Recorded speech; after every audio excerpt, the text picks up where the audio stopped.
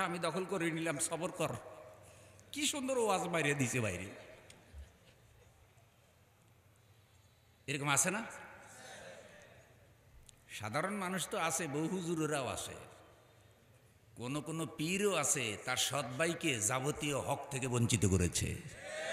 তো যেই পীরে তার ভাইয়ের সাথে হক, সৎ ভাইয়ের সাথে নাই বিচার করতে পারে না, ও মুরিদের কেমনে নাজাত দিব? আপনাদের কোনো খারাপ লাগছে নি? কোনো? আপনারা ঠিক আছেন তো, নাকি ঘুমাইতেছেন? রসুল একটা খায় আর একটা খায় না, ন্যায় বিচার কাকে বলে? আমরা আশ্চর্য হয়ে গেলাম এই ঘটনায়। হজরতে হালিমার বর্ণনা, যতকাল দুধ খেয়েছে মোহাম্মদ, একটা স্তন খেয়েছে আর একটা খায় নাই, যেন ন্যায় বিচার করেই তার দুধ ভাইয়ের জন্য রেখে দিয়েছে। আমি আশ্চর্য হয়ে গেলাম, এ কেমন সন্তান! আল্লাহ রসুলের কোর্টে কোনো অমুসলিম কখনো অবিচারের শিকার হয় নাই। আল্লাহ রসুল শুধু মুসলমানদের জন্য রহমত না, রসুলকে আল্লাহ বলেছেন সারা জাহানের জন্য রহমত। আয়াতটা আপনারা সবাই জানেন, একটু মহব্বতের সাথে পড়েন। ওয়ামা আরসালনাকা ইল্লা রাহমাতাল লিল আলামিন। হে নবী, সারা জাহানের জন্য আমি আল্লাহ আপনাকে রহমত হিসাবে প্রেরণ করেছি। সেই রহমতের নবী বলেছেন, ইরহামু মান ফিল আরদ ইয়ারহামুকুম মান ফিস সামা। জমিনবাসীর উপরে দয়া করো, তাহলে আসমানের মালিক আল্লাহ তোমাদের উপরে দয়া করবে। রসুল বলেছেন, আল খালকু ইয়াদুল্লাহ, সমস্ত সৃষ্টি হলো আল্লাহর আপনজন, সমস্ত সৃষ্টি হলো আল্লাহর পরিবার। যারা সৃষ্টিকে ভালোবাসে তারা আল্লাহকে ভালোবাসে। আমার বন্ধু রসুলের কাছে অমুসলিমও না এই বিচার পেয়েছে। এখন জায়গা নিয়ে যখন ঝগড়া করলো, ঘটনা লম্বা, আমি সার কথাটা কই। তা আল্লাহ রসুল দেখলেন যে এই জায়গার বৈধ মালিক হলো অমুসলিম, মুসলমান না। তাই রসুল অমুসলিমের পক্ষে রায় দিয়ে দিলেন। সুবহানাল্লাহ বলেন। তাইলে রসুলের কোর্টে কে জিতলো, মুসলমান না অমুসলিম? অমুসলিম তো খুশি হইল, কিন্তু মুসলমান বিচার মানতে পারল না। চিন্তা করলে যে আমি রসুলের দলে আসি, আমি রসুলের সাথে নামাজ পড়ি, রোজা রাখি, হজ করি, জাকাত দিই, আমি রসুলের দলের লোক। তাই রসুল তো কোনো রকম কায়দা করে জমিনটা আমাকে না দিবে, অনেকটা বাংলাদেশি দলীয় স্টাইল, বুঝেন নাই? হ্যাঁ। তো রসুল যখন রায় দিল সে মানতে পারল না। সে তখন আড়ালে গিয়া ওই অমুসলমানকে বলতেছে, শুনো, এই বিচার আমি আবার করাবো। তো অমুসলমান বলতেছে, তোমার নবী রায় দেওয়ার পরে তুমি আবার কার কাছে বিচার করাবা? কয় না, আরেক জায়গায় করাবো, খুঁজে বাইর করি, বিচারটা দেখে আরেক রকম হয় কিনা। আল্লাহ রসুল হয়তো মন মানসিকতা ভালো ছিল না, তাই খেয়াল করে নাই। ভাই, সুবিধাবাদীরা কোর্টে যদি দেখে যে কোনো ভালো বিচারকের কাছে মামলা গেলে হক রায় হয়ে যাবে, তখন তারা 2 নম্বর কোর্ট তালাশ করে না? যে বিচারকের কাছে গেলে ইচ্ছে অনুযায়ী রায় আদায় করতে পারে, সেই বিচারকের কাছে নেই। তো ওই বেটা বলছে আমি যাব আরেকটা কোর্টে, যাইয়া হজরত ওমরকে বাইর করছে। কন্যা সুবহানাল্লাহ। হজরত ওমরকে গিয়ে একটু প্রশংসা করতেছে। কি প্রশংসা? ভাই ওমর, আল্লাহ আপনাকে অনেক রাজনৈতিক জ্ঞান দিয়েছে, আপনি অনেক ন্যায় বিচার করতে পারেন, আপনি অনেক সাহসী মানুষ, আপনার ইমান অনেক জালাল ইমান, দয়া করে আমার একটু বিচারটা করে দেন। হজরত ওমর বলছে, বিচার আমার কাছে আগে আনছো কেন, পরে আনছো কেন, আগে গেছো কার কাছে? এখন মনের দুঃখ বলতেছে, ভাই ওমর, আল্লাহ রসুলের কাছে বিচারটা নিয়ে গিয়েছিলাম, আপনি অনেক জ্ঞানী মানুষ, আপনি বলেন তো রসুল আমার পক্ষে রায় না দিয়ে অমুসলিমের পক্ষে রায় দেওয়া কি ঠিক হয়েছিনি? রসুল হয়তো খেয়াল করে নাই, আপনি মামলাটা দেখে একটু আবার রায় দিয়ে দেন। হজরত ওমর বুঝতে পারছে, রে এই লোকে তো বিচার মানে কিন্তু তালগাছ ছাড়ে, বিচার মানে কিন্তু তালগাছ ছাড়তে কি নাই, রাজি নেই। হজরত ওমর বলছে, ভালো জায়গায় এসছো তুমি, ন্যায় বিচার পাইবা, অপেক্ষা করো। ভিতরের থেকে গিয়া তরবারি নিয়ে আসে হজরত ওমর তাকে কি করলো, এক কোপে 2 টুকরা করে দিল। আল্লাহু আকবার বলেন। এইটা দেখে অমুসলিমটা চিন্তা করতেছে, হায় হায়, থাকবিক্কা কুত্তা সামাল, জাগা জমিনের দরকার নাই, নিজের ধর্মের বাইরে 2 টুকরা করছে, আমারে কয় টুকরা করে কোনো ঠিক? হজরত ওমর তাকে বললেন, শোনো অমুসলিম, ভয় পেও না, চিন্তা করো না, তোমাকে যে ডিস্টার্ব করতেছিল তাকে শেষ করে দিয়েছি, তুমি তোমার জমিনটা ভোগ দখল করো। তোমাকে যে ডিস্টার্ব করতেছিল তারা শেষ করে দিয়েছি। ও আমার বন্ধু, হযরত ওমরের নামে রসুলের কোর্টে মামলা হয়ে গেল। ওমর একজন মুসলমান হত্যা করেছে। রসুল ওমরকে ডাকালেন। ডাকানোর পরে ওমরকে জিজ্ঞাসা করলেন, ওমর স্বীকার করলেন। সুবহানাল্লাহ। আর আমাকে দিনে দুপুরে মানুষ গায়েব করে কয় কি জানি না, কথা বলেন। আয়নাঘর বানাইছে, এখনো পর্যন্ত তাদের লোকেরা কয় আয়নাঘর বলতে নাকি কিছু নাই। এই দলের মানুষগুলো এতটাই নিষ্ঠুর, এতটাই ভয়ঙ্কর, এই 15 বছর এত জুলুম অত্যাচার করার পরেও এদের একটা সমর্থকের মুখে কোনো অনুশোচনা পাওয়া যায় না। একটা টাটকা ফেরাউন, মুসা যুগের ফেরাউন যদি জীবিত হইতো এদেরকে ওস্তাদ মানত।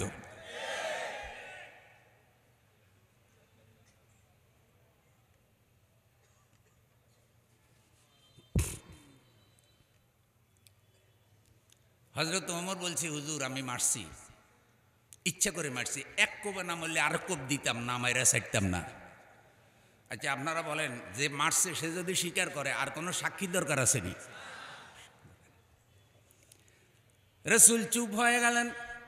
কিছুক্ষণ পর প্রশ্ন করলেন, কেন মারছো? বলে মারছো না ইচ্ছা করে মারছো? বলে মারলে এক মাসালা, ইচ্ছা করে মারলে আরেক মাসালা। বলছে হুজুর ভুলে মারি না, ইচ্ছা করে মারছি, ঠান্ডা মাথায় মারছি। কেন মারছো?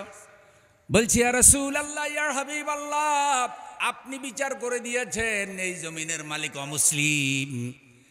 আপনি বিচার করে দেওয়ার পর আবার আমার কাছে এসে বিচার করার জন্য গিয়েছে। আমি চিন্তা করেছি আল্লাহর আকাশের নিচে জমিনের উপরে মুহাম্মাদুর রাসূলুল্লাহ সাল্লাল্লাহু আলাইহি সাল্লাম যে মামলার রায় দিয়েছে, সেই মামলার সানি রায় দিতে পারে এমন কোনো মানব এই দুনিয়ায় হয় নাই।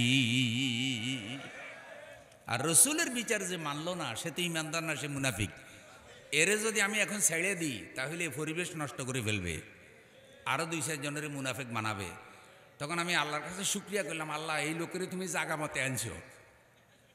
এই কারণে শুরুতেই অপারেশন করে দিছি যাতে আর কোনো ডিস্টার্ব করতে। রাসূল সাল্লাল্লাহু আলাইহি সাল্লাম চুপ হয়ে গেলেন। আল্লাহ রসুল হযরত ওমর সম্পর্কে বলেছে যে আমার পরে যদি নবুয়তের দরজা খোলা থাকতো তাহলে আল্লাহ তাআলা হযরত ওমরকে নবী বানাইতেন। ও আমার বন্ধু, আয়াত নাজিল হয়ে গেল, যার সারাংশ হলো, হে নবী বলে দেন, ফালা ওয়া রাব্বিকা লা ইউমিনুনা হাত্তা ইউহাক্কিমুকা ফীমা শাজারা বাইনাহুম। আপনার রবের কসম, কোনো ব্যক্তি ততক্ষণ পর্যন্ত মুমিন হতে পারবে না যতক্ষণ পর্যন্ত রাসূল সাল্লাল্লাহু আলাইহি সাল্লাম কোরআন দিয়ে রায় দেওয়ার পর, বিচার করে দেওয়ার পর সেই বিচার সন্তুষ্ট হইয়া খুশি হইয়া যদি না মানে, খুশি হইয়া মানতে হবে, বেজার হইয়া মানলে হইব না। যে রসুলে তো রায় দিছে, মানতে তো চাইছিলাম না, বাধ্য হইয়া মানলাম, এরকম হলেও হবে না, খুশি হইয়া মানতে হবে। ততক্ষণ তোমাদের মধ্যে কেউ মুমিন হতে পারবে না। তাহলে হযরত ওমর যে কাজ করেছে, এই কাজের পক্ষে আল্লাহ আয়াত নাজিল করে ওমরকে সমর্থন করছে। একটু সুবহানাল্লাহ বলা যাবে? এবার যেটা বুঝানোর জন্য কথাটা কইলাম, আল্লাহর আইন বিরোধীদের কপাল ভালো, একামতে দ্বীনের বিরুদ্ধে লাফায়ে লাফায়ে মিছিল করো, কপাল ভালো তোমাদের যে ওমরের মতো মুসলমান এখন নাই। হযরত ওমর যদি আজকে জীবিত থাকতো তোমাদের একটারও কল্লা রাখতো না, মাথা রাখতো না,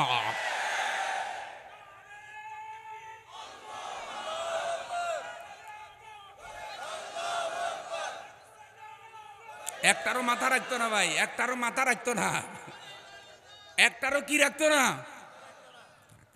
এখন আসেন, যেই মুসলমানরা জীবনে কোনোদিন কোনো অমুসলিমের উপর অবিচার করে নাই, পার্শ্ববর্তী দেশ ভারতের দিকে তাকান, একটা মিথ্যা অভিযোগে বাবরি মসজিদ শেষ করে দিল, মনে আছে?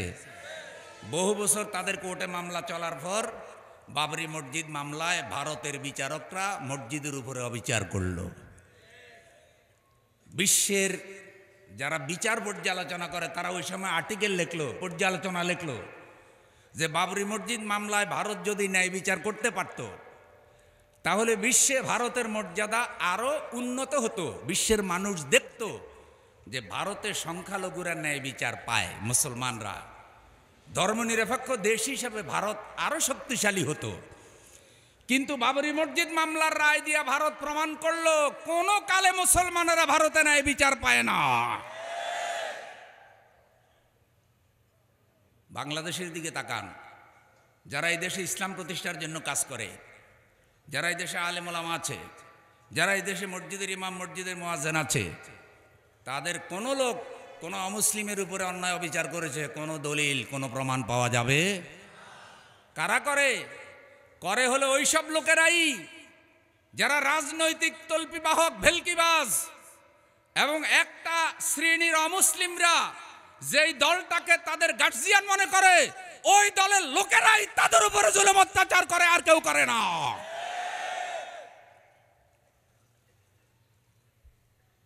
আমি একটা ছোট্ট পয়েন্ট দিই আল্লাহর হস্তে, কারো উপরে আমাদের কোনো আক্রোশ নাই, আমরা হক কথা বলার জন্য আসছি। সরকার গ্রেফতার করছে, কি নাম জানি, চিন্ময় দাস। চিন্ময় দাসকে গ্রেফতার করেছে সরকার। এখানে মসজিদের দোষ কি? আমার কথা কি বুঝছেন? তাহলে মসজিদ ভাঙতে যাবে কেন? এটা কি মুসলমানরা করছে? এটা কি মসজিদে করছে? আচ্ছা, মসজিদ রক্ষা করার জন্য যারা গেল তাদের উপর হামলা হবে কেন? যদি আপনাদের কোনো অভিযোগ থাকে, কথা থাকে, যারা গ্রেফতার করছে তাদেরকে বলেন। কিন্তু আপনাদের বক্তব্য, বিবৃতিও তো বাংলাদেশের মুসলমানরা বহু বছর যাবৎ দেখতেছে যে আপনারা আসলে কি মানব সেবা করেন, আপনারা কি সমাজে ভালো কাজ করেন, নাকি আপনারা এই দেশে ফ্যাসিবাদ, জুলুমবাজ, স্বৈরাচারের দালাল। অন্যান্য হিন্দুদের সাথে কোনো আমাদের অভিযোগ নাই, তারা তাদের ধর্ম পালন করুক। এই ঘটনাকে সকল হিন্দুদের সাথে জড়িত করার সুযোগ নাই। কিন্তু মনে রাখবেন, তদন্ত করলে, খোঁজখবর নিলে দেখা যায় সব জায়গায় ঘটনায় একজন বিভিন্ন নামে আসে। আসে কারা? ওই মহিলা ফেরাউনের মুরিদেরা।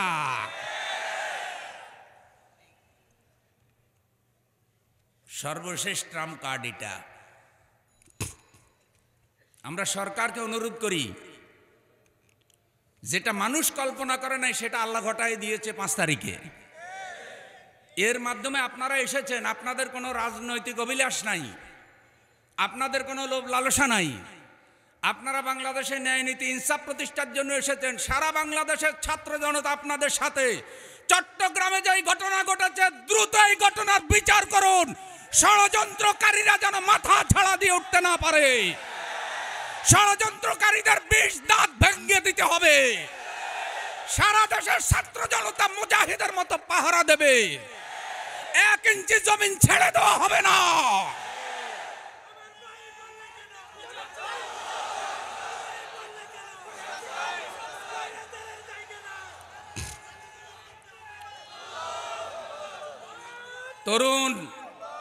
তরুণ অ্যাডভোকেট সাইফুল ইসলাম আলিফের লাশ এখনো মর্গে পড়ে আছে। তার রক্ত এখানে ন্যায় বিচারের সাক্ষী দিচ্ছে। মাননীয় প্রধান উপদেষ্টা শুধু বিচারের জন্য, গ্রেফতারের জন্য নির্দেশ দিলেই হবে না, তদারক করতে হবে। 24 ঘন্টার ভিতরে খুনিদেরকে ধরে খুব দ্রুত বিচার করে ফাঁসিয়ে দিতে হবে। আর এই ঘটনার সাথে আমরা সব হিন্দুদের কোনো দোষ দিতে চাই না। আমাদের দেশে কোনো সাম্প্রদায়িক দাঙ্গা নাই। ইসলামের দুশ্মনরা পার্শ্ববর্তী দেশে দেশে দাঙ্গা লাগাইয়া পতিত স্বৈরাচারকে ফিরাই আনতে চায়। রাসূলের উম্মতরা বেঁচে থাকতে তা হতে দেওয়া হবে না। আমরা এটা বলতে চাই না যে মুসলমান শুধু বাংলাদেশের, বাংলাদেশ শুধু মুসলমানের। বাংলাদেশের সব ধর্মের লোক আছে না নাই? তারা তাদেরটা পালন করুক, আমরা আমাদেরটা পালন করি। আমাদেরকে নিয়ে এত যন্ত্রণা কেন?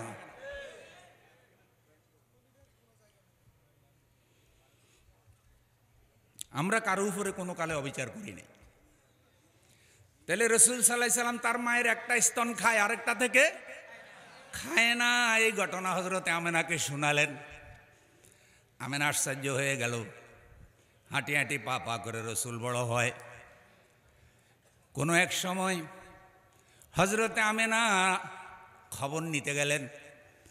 হযরতে হালিমা আমেনাকে গল্প শোনালেন যে আমার সন্তান মোহাম্মদকে নিয়ে মাঠে খেলতে যায়, হাঁটাহাঁটি দৌড়াদৌড়ি করে। তা আমি আমার ছেলেকে বললাম, বাবা, মোহাম্মদ হইল মক্কার আমানত, আব্দুল মুত্তালিব থেকে আমি আনছি, আমেনার সন্তান। আমি তারে দুধ খাওয়াবো, কিছু টাকা পয়সা পাইলে সংসার চালাবো, তুমি একে নিয়ে মাঠে যাও কেন? আমার গর্বের সন্তান বলে, মাজি, শিশু মোহাম্মদ সাল্লাল্লাহু আলাইহি সাল্লামকে নিয়ে আমি যেদিন মাঠে খেলতে যাই, আমি লক্ষ্য করি একখণ্ড কালো মেঘ মোহাম্মদের মাথার উপরে ছায়া দিতে থাকে। মরুভূমির প্রচণ্ড রৌদ্রের মধ্যে এই কালো মেঘের ছায়াটা আমিও পাই। যেই দিন আমি মোহাম্মদকে ছাড়া যাই, সেই দিন আমি দেখি আমার মাথার উপরে প্রচণ্ড রৌদ্র, আমি ওই ছায়াটা পাই না। হালিমা আশ্চর্য হয়ে গেল, ঘটনা বিশ্বাস করে না। হালিমার গর্ভের সন্তান বলে, মাজি, যদি বিশ্বাস না হয় তাহলে আগামীকাল শিশু মোহাম্মদকে নিয়ে আমি যাব, কিছুক্ষণ পর তুমি মাঠে গিয়ে ঘটনাটা দেখিও। হালিমার কথাটা পছন্দ হলো। শিশু নবীকে নিয়ে তার ভাই মাঠে খেলতে গেল। অনেকক্ষণ পরে হযরত হালিমা মাঠে গেল দেখার জন্য, গিয়ে দেখে যে ঘটনা সত্য। আমার নবী, আমার রসুল যেই দিকে দৌড়ায়, একখণ্ড কালো মেঘ আল্লাহর রসুলকে ছায়া দিতে দিতে সেই দিকে যায়। ওই যে কাজী নজরুলের কবিতা আসছে, এটাও, আসমানে মেঘ চলে ছায়া দিতে, পাহাড়ের আঁচু গলে, ঝর্ণার পানিতে বিজুলি চায় মালা হতে, পূর্ণিমার চাঁদ তার মুকুট হতে চায়, সে যে আমার কামলিওয়ালা, কামলিওয়ালা। সুবহানাল্লাহ বলবেন না? এই রসুলের জীবনী আলোচনা আমরা সূত্রপাত করতে পারবো, শেষ করতে পারবো না। সেই রসুলের জীবন যদি এ জাতি অনুসরণ করে, অন্যায় থাকবে না, অবিচার থাকবে না, সন্ত্রাস থাকবে না, চাঁদাবাজি থাকবে না, দুর্নীতি থাকবে না, বাংলাদেশটা সোনার বাংলাই হয়ে যাবে, কোনো সন্দেহ নাই। যারা বাংলাদেশকে সোনার বাংলা বানাতে চায়, তাদেরকে ফিরে আসতে হবে রসুল সাল্লাল্লাহু আলাইহি সাল্লামের জীবনের দিকে। আর আল্লাহ রসুলের জীবন হলো কোরআনের জীবন। কোরআনে যা আছে রসুল সাল্লাল্লাহু আলাইহি সাল্লামের জীবনে তাই আছে। আল্লাহ তাআলা বলছেন, নুন ওয়াল কলামে ওয়া মা ইয়াসতুরুন, কলমের কসম, হে নবী, কলম যাহা লিখে তাহার কসম। মা আনতা বিনিমাতি রাব্বিকা বিমাজনুন, আল্লাহর রহমতে, আল্লাহর দয়ায় আপনি পাগল নয়। আমার রসুলকে পাগল বলা হয়েছে, প্রতিবাদ করেছেন আল্লাহ, হে রসুল আপনি পাগল নয়, আপনি পাগল নয়। ওয়া ইন্না লাকা লাআজরান গায়রা মামনুন, আমি আল্লাহ আপনার জন্য সীমাহীন পুরস্কার রেখে দিয়েছি। আপনি যে পুরস্কার পাবেন তা কোনো কালে শেষ হবে না। এরপর আল্লাহ তাআলা রসুলকে সার্টিফিকেট দিলেন, পাগল হিসাবে নয়, পাগল হিসাবে নয়। কি সার্টিফিকেট দিলেন? সবাই পড়েন, ওয়া ইন্নাকা লাআলা খুলুকিন আযীম। নবী গো, রসুল গো, আমি আল্লাহ আপনাকে জগতের সেরা চরিত্রের অধিকারী বানাইছি। আমাদের দেশে এখন সংস্কার দরকার। কি সংস্কার? সিস্টেম। 15 বছর যাবৎ যে সিস্টেম রেখে গেছে, এটা সংস্কার করা লাগবে, এটার দরকার আছে। খালি মানুষ বসাইলে হবে না, সংস্কারেরও কি। কিন্তু সিস্টেম সংস্কার করা যেমন দরকার, তার চাইতে বেশি সংস্কার মানুষের করা দরকার। মানুষের অন্তরাত্মার সংস্কারের দরকার আছে না নাই? সিস্টেম সংস্কার করলেন, আবার আরেকটা ডাকাত গিয়ে ওই গদিতে বসলো, তাহলে ওই সিস্টেমের আবারও কি করবে? গল্পের কথা, ছেলে বিয়ে করাইছে, ছেলের বউয়ে চাউল খায়। চাউল ধুইতে গেলে, আমার ভাষা বুঝেননি, আস্তে আস্তে আমি চিটাগংয়ের ভাষা শিখার চেষ্টা করব। তো এই যে চাউল যে ধোয়ে, যেই পাত্রতে নেয় ধোয়ার জন্য, ওটাকে কি বলে? যাই বলে বুঝলেই হলো। তো মানুষের মাঝে মধ্যে অভ্যাস থাকে যে চাউল ধুইতে গেলে কিছু কিছু খায়। তো এক ছেলের বউ বেশি খায়, দেখা যায় চাউল জামাই পেলয়, দুই আইনে রান্না করতে করতে খাইয়ে ফেলায় অনেকগুলি। তো শাশুড়ি কি করছে, বউ তালাক দেওয়া হয়েছে, তালাক দেওয়া আর একটা বিয়ে করাইছে। এখন দেখে যে এটা চাউলও খায়, নানও খায়, চিঁড়াও খায়, বাদামও খায়, খায় আর খায়। লাভ হয়েছে নি? লাভ হয়েছে নি? না, লাভ হয় নাই। বলে দিলাম 100 গেছে, এরপরে যদি আবারও এইরকম আরেকটা আসে, দানে চাইলে সমানে খায়, তাহলে পাবলিকের কোনো লাভ হবে, দেশের কোনো লাভ হবে? 5 তারিখের এই বিপ্লব এভাবে ব্যর্থ হতে দেওয়া যাবে না। নতুন কোন সন্ত্রাস চাঁদাবাজ আর জেগে উঠতে দেওয়া যাবে। আমার এই কথায় কোনো বেজার হইছেন না? বেজার হইলেও কোনো অসুবিধা নাই। এখন দিন বদলে গেছে, এখন ওয়াজ ডাইরেক্ট চলবে। এখন আর ওয়াজের থামানোর ক্ষমতা কারো নাই। আগে তো ওয়াজের মধ্যে আইসাই জালিমে চাইপা ধরতো, কইতে যে হুজুর ওয়াজের ঘুরাই দেন, দিনকাল বেশি ভালো না। টাকি মার্কা ফেরাউন, ডিজিটাল ফেরাউন, ওয়াজের ঘুরাই দেন। হে নিজে ঘুরবে না, ওয়াজ ঘুরাই দিবে। তাইলে সিস্টেম সংস্কার করতে হবে। এখন রসুল কি করেছেন? পুরাটা সমাজ ব্যবস্থা সংস্কার করে ফেলেছেন। জাহিলি যুগ, হত্যা, দর্শন, খুন, রাহাজানি, চুরি ডাকাতি, এমনকি ওকাদের মেলা 100% উলঙ্গ হইয়া তারা আনন্দ করত। উলঙ্গ অবস্থায় তারা কাবাগত তওয়াফ করত, তলবিয়া পড়ত, লাব্বাইক আল্লাহুম্মা লাব্বাইক, লাব্বাইক লা শারিকা লাকা ইল্লাল লাত ওয়াল মানাত ওয়াল উজ্জা ওয়াস সরস্বতী। হে আল্লাহ, আমরা হাজির এই ঘোষণা দেওয়ার জন্য, তোমার কোনো শরিক নাই, তবে তোমার শরিক হলো লাত, মানাত, উজ্জা, হোবাল, 360 মূর্তি। 360টা মূর্তি শরিক বানায় কয়, মাত্র 360টা, আর নাই। 360টা শরিক দিলে আর দরকার আসেনি। এভাবে তালবিয়া পড়তো। লোকেরা জিজ্ঞাসা করতো, কেন তোমরা উলঙ্গ হইয়া তাওয়াফ করো?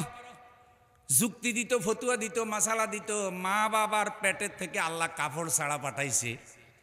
এখন আজকে লাব্বাইক লাব্বাইক বলে আল্লাহর দরবারে হাজিরা দিছে, কাপড় পড়লে বেয়াদবি হবে। চিন্তা করছেন, কাপড় পড়লে কি হবে? কি সিস্টেম! 13 বছর মক্কায় পারেন নাই, 10 বছর মদিনায় যে বিপ্লব হলো, মদিনা সনদ তৈরি করে পুরা সিস্টেম পরিবর্তন করে দিয়ে একটা জান্নাতি সমাজ ব্যবস্থা তৈরি করলেন মুহাম্মাদুর রাসূলুল্লাহ। সেই সংস্কারের দেশে দরকার আছে না নাই? সেই সংস্কার কর্মসূচি হলো ইউআল্লিমুহুমুল কিতাব ওয়াল হিকমাত ওয়া ইউযাক্কিহিম। তালিম তাসকিয়া, তালিম তাসকিয়া, তালিম তাসকিয়া। মানুষের অন্তরাত্মাকে পবিত্র করতে হবে। মানুষের আত্মা যদি পবিত্র হয়, সে আত্মা আর কখনো নষ্ট হবে না। সেখানে সন্ত্রাসের চিন্তা ঢুকবে না, সেখানে চাঁদাবাজির চিন্তা ঢুকবে না। আত্মা যদি নষ্ট হয়ে যায়, কলব যদি বরবাদ হয়ে যায়, ওই কলব দিয়ে আর কোনো কাজ হয় না। এ কারণে আল্লাহ রসুল বারবার দোয়া করেছেন, ইয়া মুকাল্লিবাল কুলুব সাব্বিত কলবি আলা দীনিক। হে অন্তরসমূহের পরিবর্তনকারী আল্লাহ, তুমি আমাদের অন্তরকে তোমার দ্বীনের উপরে কায়েম রাখো। জোরে বলেন আমিন। ইদা সালুহা সালুহাল জাসাদু কুল্লুহু ওয়া ইদা ফাসাদাত ফাসাদাল জাসাদু কুল্লুহু আলা ওয়াহিয়াল কলব। মহানবী বলেছেন, সাবধান, তোমাদের দেহের মধ্যে একটা গোশতের টুকরা আছে, এটা যদি সুস্থ থাকে পুরা দেহ সুস্থ থাকবে, এটা যদি অসুস্থ হয়ে যায় পুরা দেহ অসুস্থ হয়ে যাবে। আলা ওয়াহিয়াল কলব, সাবধান, সেই গোশতের টুকরাটার নাম হইল কলব। তো মানুষের কলব ঠিক করে দিতে হবে, অন্তরাত্মা ঠিক করে দিতে হবে। আর এই ভালো মানুষগুলারে ভবিষ্যৎ নির্বাচনে ভোট দিয়া ক্ষমতায়ও পাঠাইতে হবে। ভালো মানুষের যদি বলেন যে ভাই আপনি তো আল্লাহওয়ালা মানুষ, মসজিদের কোনায় বসে বসে খালি সুবহানাল্লাহ আলহামদুলিল্লাহ করেন আর জিকিরের পিকআপ মারেন, আর বাহিরে যত রাজ্যের নেতৃত্ব আছে সব বেদিনদের হাতে কি ছেড়ে দেন, তাহলে ইসলামের উপরে অবিচার হবে না? তাহলে যদি ভালো মানুষ, আল্লাহওয়ালা, নেককার, চরিত্রবান মানুষ পাওয়া যায়, সামনে যেহেতু আল্লাহ এখন একটা সুযোগ দিছে, এই সুযোগে ভালো মানুষের সমর্থন দিলে, যার অন্তরাত্মা কোরআন সুন্নাহর আলোকে মোটামুটি কিছুটা গঠন হয়েছে, তার সমর্থন দিলেই দেশে কিছু ভালো আশা করা, তা না হইলে তাল গাছের কাছে যেমন বেল আশা করা যায় না, ওই নতুন বোতলে ফুরান মদ দিলেও কোনো লাভ হবে? মদ তো মদেই, বোতল বদলাইলে লাভ হবে কি? বেজার হয়েছেন নি কেন? শেষ কথাটা আমি এভাবে বলতে চাই বন্ধু, 23 বছরের রসুল নবুয়তের জীবন, 13 বছর মক্কায়, 10 বছর মদিনায় লড়াই সংগ্রাম করে 12 লক্ষ বর্গ মাইল এলাকার মধ্যে ইসলাম কায়েম করে ফেললেন। সে 12 লক্ষ বর্গ মাইল এলাকার ভিতরে চুরি নাই, সন্ত্রাস নাই, ডাকাতি নাই, মানুষ ঘরের দরজা খুলে ঘুমায়, চুরি ডাকাতের কোনো ভয়ও। আহা, আর আমাদের দেশে এত পুলিশ, এত পাহারাদার, চকিদার, দফাদার, র্যাব, পুলিশ, কসফায়ার, ছোট গেটে তালা, বড় গেটে তালা, আলমারিতে তালা, তারপরে মসজিদের জুতা থেকে রাষ্ট্রের সম্পদ কোনোটা নিরাপদে থাকে না। আমি একসময় বাইতুল সাহেবে পড়ালেখা করছিলাম, তখন আমি চট্টগ্রাম ফেরত ময়দানে তফসির মাহফিলের শ্রোতা ছিলাম। চিটাগঙ্গের সিংহ সিদ্দিক আহমদ আজাদ রাহিমাহুল্লাহ গল্প কইছিলেন, কয়েক লোক দেখি যে মসজিদে নামাজ পড়তে ঢুকিয়া আল্লাহু আকবার নিয়ত করে জুতার দিকে চাইয়া রয়েছে। তা আমি বসে রয়েছি, দেখি যে বেটা এইভাবে তো নিয়ত করছে, দেখি রুকু সেজদা কেমনে করে। দেখি যে ইবা রুকুতে গিয়া তাও জুতার দিকে গাল কাত করে চাইয়া রয়েছে। আমি অপেক্ষা করতেছি, দেখি সেজদা কেমনে করে। দেখি যে সেজদা গিয়া ডাইন হাতে জুতা জোড়া ধরে রাখছে। এইভাবে যখন নামাজ শেষ করলো, আমি লাঠি নিয়ে গিয়ে বসলাম আর বললাম, এই ডান্ডু এদিকে আয়, তুই নামাজের এই নিয়ম কোন কিতাবে পাইছস? সে কয়, হুজুর রাগ হইয়ের না, এটা আমি আমার কিতাবে পাইছি। তোর কিতাব কি? আমি তো নামাজ কালমা পড়তাম না। তো একদিন মসজিদে ঢুকছি, হুজুরে বেনামাজের শাস্তির উপরে কঠিন ওয়াজ করলো। সেই দিন তওবা করলাম যে জীবনে আর নামাজ ছাড়বো না। কিন্তু আমি তো জানতাম না যে মসজিদে গেলে জুতা চুরি হয়। এখন অফিসের কারণে, অফিসে ড্রেস কোড লাগে, আমি একটা দামি জুতা কিনছি, প্রথম দিন আমার জুতাটা চুরি হয়ে গেছে। এত টাকা দামের জুতা, খুব মন খারাপ হইল, কি নামাজ ধরলাম জুতাও চুরি হওয়া শুরু হইল। পরে আরো জোড়া কিনলাম, 10 দিনের মাথায় ওইটাও চুরি হয়ে গেছে। পরে স্ত্রীকে বললাম যে দেখো আমি নামাজ ছেড়ে দিব, কারণ নামাজে গেলেই খালি জুতা চুরি হয়। স্ত্রী কয়, তোমার আল্লাহর দোহাই, তুমি নামাজ ছাড়িও না, আল্লাহ হয়তো তোমার পরীক্ষা করতেছে, জুতা থেকে নামাজের দাম অনেক বেশি। তো স্ত্রীও ধমক দিল। শেষে চিন্তা করলাম যে কি বুদ্ধি বাইর করা যায়। তো এই বুদ্ধি বাইর করছে, জুতাও ছাড়বো না, নামাজও ছাড়বো না, তাই সেজদা গেলে জুতা ধরে রাখি। আমি হুজুরের মুখে শোনা গল্প। তো হুজুর তখন এই মাহফিল বলতেছিল যে দেখেন, রাসূল সাল্লাল্লাহু আলাইহি সাল্লামের সুন্নাহ অর্থাৎ আল্লাহর আইন, কোরআনের বিধান যদি এই জমিনে বাস্তবায়িত হয়, তাহলে মসজিদে জুতা থেকে রাষ্ট্রের সম্পদ সব নিরাপদে থাকবে। আর যারা আল্লাহর আইনকে বনবাসে পাঠায়, প্রত্যাখ্যান করে, তাদের মসজিদে জুতা, রাষ্ট্রের সম্পদ, চরিত্র কিছুই নিরাপদে থাকে। 18 লক্ষ কোটি টাকা মাত্র চুরি হয়েছে। কত লক্ষ কোটি? ওই চোরেরা আবার ডেইলি কয়েকবার করে কয়, আমার সোনার বাংলা, আমি তোমায় ভালোবাসি। চোরের আবার ভালোবাসা। মুরব্বীরা বলে যে চোরের শ্বশুর বাড়ি নেই। যাদের জামাই চোর, শ্বশুর আল্লাহরা সাবধান, কারণ চোর শ্বশুর বাড়ি গেলেও কি, তো চোর যদি শ্বশুর বাড়ি গেলে চুরি করে, চোরের কাছে রাষ্ট্রের কোনো কিছু নিরাপদ, সমানে চুরি করতে করতে মুক্তিযোদ্ধা সার্টিফিকেটও চুরি করে ফেলাইছে। সব ভেজাল। ভাই, যারা ভেজাল বানায় তারা আসলের মর্যাদা নষ্ট করে। এতগুলো করে, এত লাইনে অফিসার কইরা তারা সোনা হয়ে গেছে। 1 টাকার কাজ করতে 10 টাকা করছে। এখন 1 টাকার উন্নয়ন দেখায়, 9 টাকা যে চুরি করছে সেটা কি?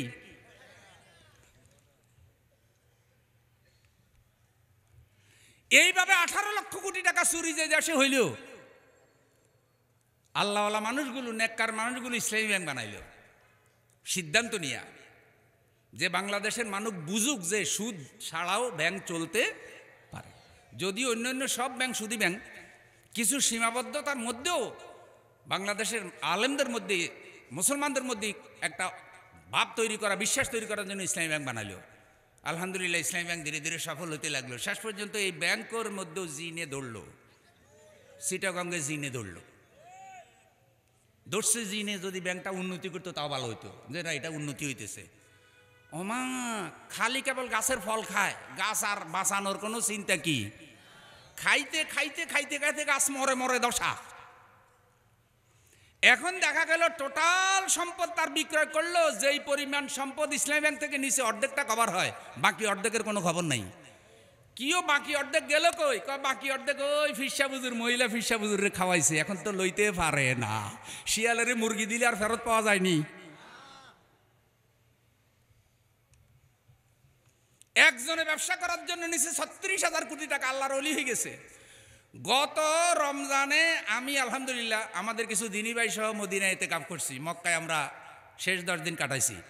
উনিও সেখানে ছিলেন। উনি আবার ফেসবুক স্ট্যাটাসে লিখছে, আমি যেখানে হজরে আসওয়াদ তার পাশে এই জায়গায় বৈশা ইতিকাফ করতেছি।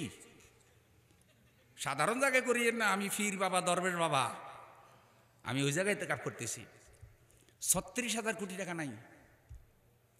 ওই দিন মাহফিলে গেছে 20 তারিখ, জিরানি রপ্তানির ওখানে পুরা রাস্তা বন্ধ। কিও ভ্যাকসিনকে গ্রুপের শ্রমিকদের বেতন নাই। টাকা গেল কই? ওই টাকা মহিলা হুজুর রেখা পাইছে কতক্ষণ।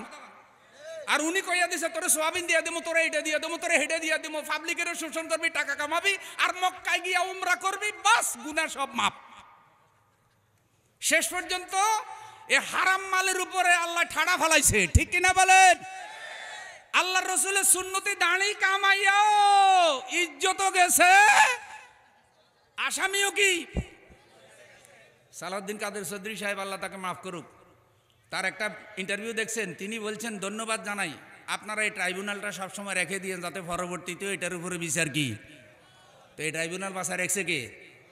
এখন সোনার চাঁদ যারা এখানের মধ্যে আগে নিরীহ মানুষদেরকে আটকাইছে, এখন সোনার চাঁদ নিজে আটকিছে। আমরা আটকাইছি না আল্লাহ আটকাইছে? এটাকেই বলে আল্লাহ ধরা।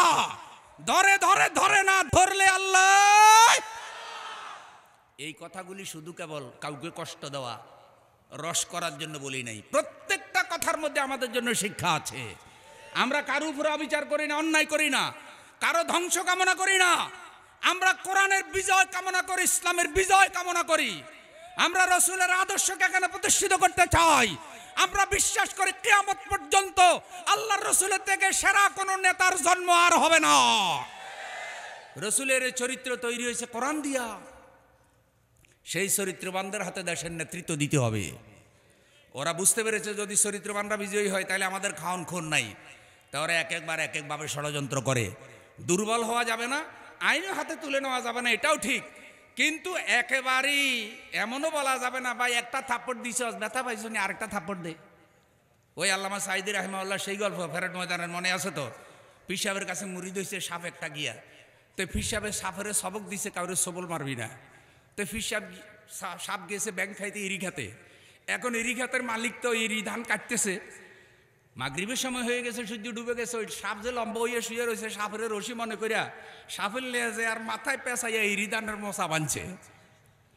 এখন সাপে তো হুজুরের মুরিদ হইছে, হুজুরের সবক দিছে, কাউরে কি করতে পারবি না, সবল দিতে পারবি না। তো যখন ওই বাড়িতে নিয়ে খুলছে, গাল কাত করে, এটা গল্প কিন্তু, এটা আবার বাস্তব মনে করি, এটা গল্প।